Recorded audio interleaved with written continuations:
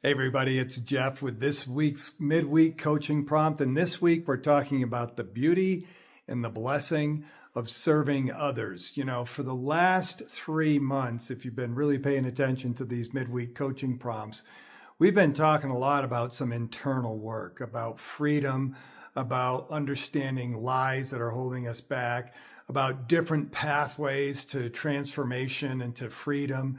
And that's all super important stuff. We've got to get healthy before we can go out and serve and to love others in a sustainable way. Because what we do know is that hurt people will hurt people. So it's important to take care of our souls, to take care of our bodies, to take care of our minds. All that stuff's really important. But if we only stay there, and we don't start at some point to look outward, now what happens is we get super insular and we get into navel gazing and we get into sort of this self-help loop, and we're not actually out loving people. As Paul says, if we have not love, we're just a banging gong and a clanging cymbal.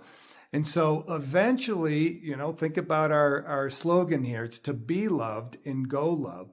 So eventually we've got to step out and go and love and serve others. And I don't mean it just as in a fake it till you make it type of idea.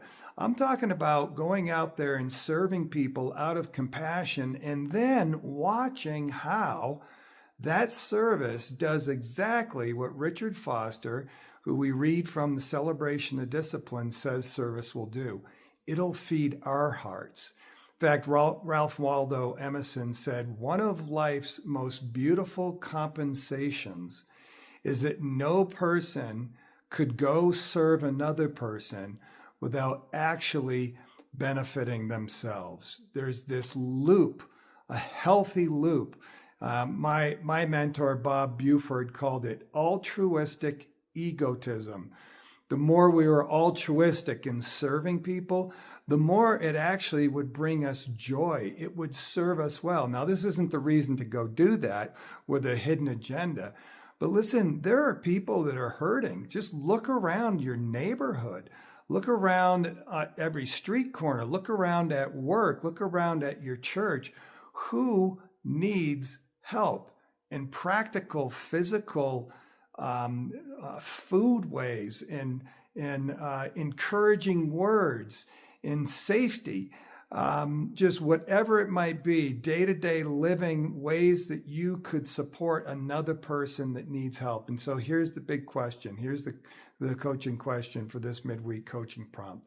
Who can you go love and selflessly serve and support that person and bless that person, and just make a mental note and see how God actually blesses you in return. Again, this is not why we're doing it, but I just want you to get a cycle of learning to see how sacrificial service actually is good for everybody involved. It's a flow of kingdom energy when we receive love and go love. So that's it for this week. Be loved and go love.